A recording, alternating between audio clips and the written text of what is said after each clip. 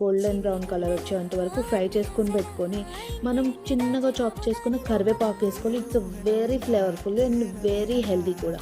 So అలా వేసుకున్న తర్వాత మనం ఆయిల్లోనే అల్లం పేస్ట్ ఒక 3-4 స్పూన్స్ వేసుకున్నాం 2 kgs ఆఫ్ చికెన్కి.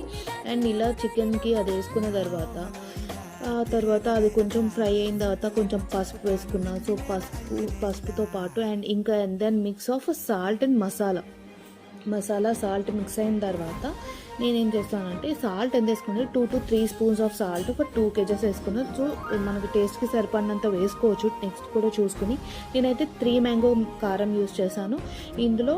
సో ఎన్ని వేసుకున్నాను అంటే 4-5 స్పూన్స్ వేసుకున్నాను, అది పచ్చడి కాబట్టి. సో ఇందులో ఏంటంటే చికెన్ వేసేసుకోవాలి. సో ఇవంతా ఫ్రై అయిన తర్వాత చికెన్ వేసుకొని ఇందులో మెంతి పిండి వేసుకోవాలన్నమాట, మనం మిక్సీ పట్టుకున్నది ముందుగా. సో అదే కదా పికిల్. ఇది చల్లారిన తర్వాత మొత్తం కంప్లీట్గా చల్లారిపోయిన తర్వాత లెమన్ పిండుకోవాలి. 2 లెమన్స్ పిండుకున్నాను, చాలా